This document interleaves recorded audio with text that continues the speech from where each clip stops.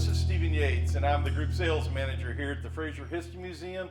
And this is the third episode of Sippin with Stephen. And today it is my extreme pleasure to have Victor Yarbrough, CEO of Brough Brothers Bourbon, to be my guest, to sip and also educate folks on what's going on with his company. Victor is the CEO of the first African-American owned distillery in Kentucky, and he has been gracious enough to share this story with us today. So welcome, Victor. How are you?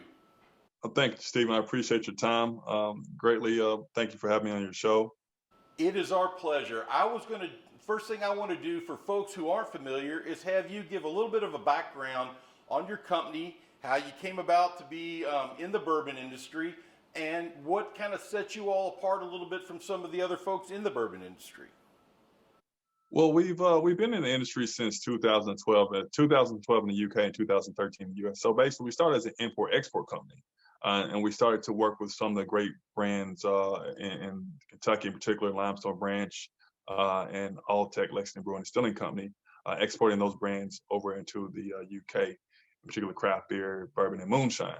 And then we imported English cider into the US. So that's how we started. So once we built our distribution channels internationally, we wanted to then go to the next phase of the business strategy, which was to create our own brand and eventually be able to manufacture our own brand. So that's where we are in the story. It's been about going on to almost 9 years now that we've been in business, a lot behind the scenes for the most part, but we built a lot of relationships behind the scenes. So that's allowed us to grow pretty quickly once our brand launched. Sure. Well, one of the things that I found absolutely fascinating is that you work with your two brothers. And when I saw you all come in the Fraser, you all could be triplets. I don't, as far as age-wise, you all look like you're very much contemporaries. Have you always wanted to work with your brothers, or did this just kind of come about? Or, I know you're the CEO, and then we also got Christian, who's the CMO, and Bryson is the COO. So how did that come about, the dynamics? Because a lot of family businesses, that would be a big challenge, but also probably a very interesting and fulfilling relationship. Yeah, I actually we get this a lot. It has its pros and cons. I think really Bryce and I are only a year and a half apart. So whatever we tend to do is always, hey, I want to do this. I got your back. If he wants to do that, I have his back. So when we started Victory Global, the import-export company, I said, hey, let's import, I got an opportunity to import-export products in between the countries. And he's like, okay, no problem, let's do it. And then Chris is 7 years younger than us. So once we kind of got the company established, once we felt it was right to bring him in, we brought him in, which is about the time now. So that way he can use his skill set to help promote the brand. Well, I tell you, you all have fooled Father Time, because you all look like you could be, like I said, triplets. That's awesome. The next thing from the product standpoint is somebody here who does the tastings at the Fraser. I did a little research and saw that your mash bill is 75% corn and 21% rye and 4% malted barley.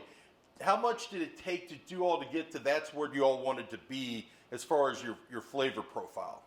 Well, so in terms of actually the flavor profile, we literally just kind of just tasted various sets of bourbon. So this particular product that's on the shelves right now, we do have to go out and get the product from another distillery. We started distilling our own product at literally New Year's Eve in December 31st, 2020. So that product that we actually distill will be on shelves, hopefully, well, I would say 1 to 2 years time. But in particular for this one, we actually just did a lot of tasting. A lot of tasting. I will tell you that what I found really interesting with it is the what I would call a high rye. It gives it a very nice spice to it, and the fact that it's 82 proof, it's something that I think is going to be very appealing to a lot of folks that maybe have not been into the bourbon tasting aspect of the industry yet, that are maybe looking to put their toe in it, but are not wanting something quite so robust. Right. And that's actually by design.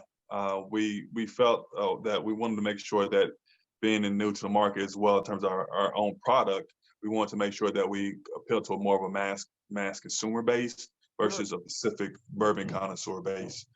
Typically with bourbon connoisseurs, they tend to be a little bit older. They have an established palate, where we're looking for a newer or younger generation or bourbon base that hasn't maybe tried bourbon before or wants to get into bourbon, or they just enjoy drinking. So we want to make sure it's something that was easily accessible in terms of flavor profile and in terms of price point. I think you're right on the money because I'm in that demographic that you talked about. I'm a little bit older. I think it makes perfect sense. And as you go down the road, I'm sure you will have additional products. One thing that I wanted to talk about real quickly is what you've done at the Fraser, as far as you and your brother signing bottles. That has been a huge success and something. At our selection down here at the Fraser, people come in from out of town and they want to pick up something they can't get at their own local liquor store. Is your product just distributed in Kentucky, or is it regional, or what's the reach of it at this point, Victor? It's pretty far. So it's kind of we're pretty heavily centralized in the South and I guess you can say Great Plains in the Western states. So we literally, California will be online for distribution this month. Their shipment will go out next week. We just entered in Texas about 2 weeks ago. We've been in Florida since maybe late November. We're in Tennessee. We'll be in Georgia this month as well. Indiana, we just came in late December as well. So yeah, Minnesota that just came online this month. So we have quite a bit. We have Colorado as well. So we have at least 10 to 12 states now, all within the last, maybe half of those come on within the last 3 months. And we have another 5 to 6 that will come online in the next 2-3 months as well. So by May, we'll be in roughly 22 states. That is fabulous. And I know just in the last few, I'm making our cocktail as we speak, but I know in the last few weeks, people have come in and have been looking for your all's product, and they love the fact that it is signed, and they love the fact that it is something that is kind of new to them. So I think that is a fabulous, something that is unique for your all's product. I'm in the process of making the Blackberry, the Brough Brothers Blackberry Smash, and for my viewers, I will tell them this is a very easy cocktail to make. I found it on your website, and it absolutely just grabbed me when I saw it. My whole point here, Victor, is I like to let people make cocktails that aren't overly complicated and for things that they can have at their house that are not going to intimidate them, that they can make it and not feel like you have to be a professional bartender. So on your all's recipe, I took I muddled some mint and 3 blackberries, a couple ounces of Brough Brothers bourbon. We're going to put a little lime juice and some simple syrup, and we are going to have, I will have to say, something that is fabulous because for quality control reasons, I made one last night, and it was, and also just a splash of club soda. And while I'm doing that, is there anything else that, as far as the Bourbon Trail goes and what you all are going to be doing, are you going to be having tours available and that kind of thing? Or if so, what's the time frame that you all are envisioning doing that?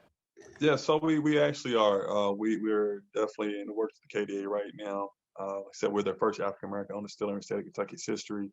We are scheduled to grand open April 1st. So that's when we anticipate having tours.